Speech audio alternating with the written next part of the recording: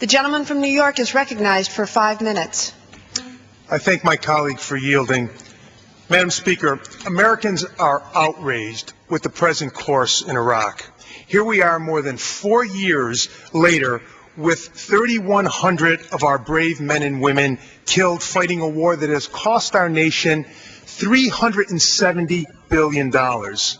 It has become overwhelmingly clear that the current strategy to secure the peace of Iraq is failing. And yet the administration contends that sending more combat troops into Iraq is somehow a silver bullet that's going to quell the ongoing violence. I couldn't disagree more. The resolution before us today establishes two overwhelmingly clear and concise principles that are supported by a large majority of Americans, and I'm confident will garner a great deal of support from many of my colleagues on the other side of the aisle. First and foremost, we support our brave servicemen and women. They have done everything that has been asked of them bravely and honorably, and for that we in Congress and the people all over America will be forever grateful.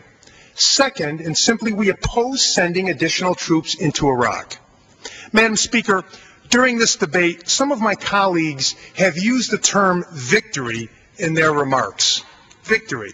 But no one, not one of my colleagues in this chamber, nor anyone in this administration, has yet to clearly define what victory in Iraq really means.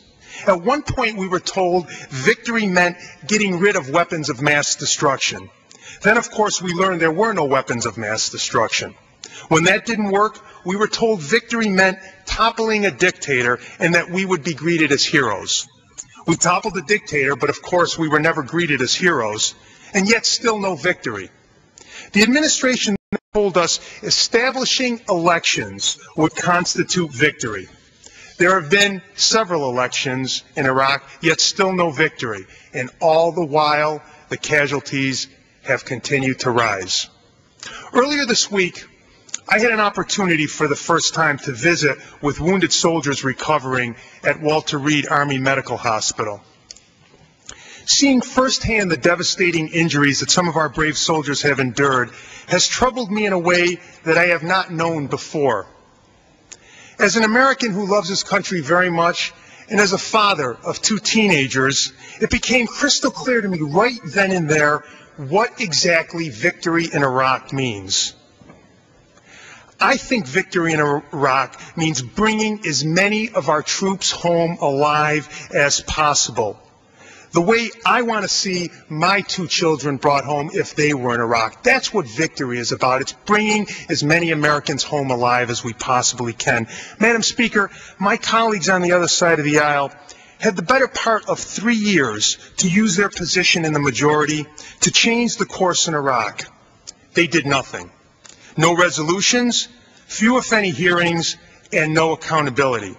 How many more American lives are worth risking to continue an ill-conceived and poorly planned strategy that is clearly not working? The American people answered that question last November. They've had enough. Enough political rhetoric, enough stay the course, and most importantly, enough of the loss of life. Some of my colleagues are trying to mischaracterize this resolution. They say this resolution somehow demonstrates a failure to support our troops. That's ridiculous. Let me be clear, perfectly clear. Everyone in this chamber, Republicans and Democrats alike, support our brave men and women serving in the armed forces. Simply because we believe the best way to support our troops is to bring them home does not mean that we don't stand behind them. In fact, I think it means a greater commitment of support to them. Madam Speaker, I was not elected to blindly follow along. I was not elected to accept the status quo, and I was not elected to be a rubber stamp. I was, however, elected to stand up when necessary and say, no, I disagree. And that is exactly what we are doing here today. We are standing and saying we disagree.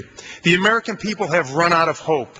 They are tired of the failed policies of this administration. It's time for a new approach. It's time for a new strategy. And it is time for a new direction. I yield back the balance of my time. The gentleman yields back. The gentleman from New Jersey. Madam Speaker,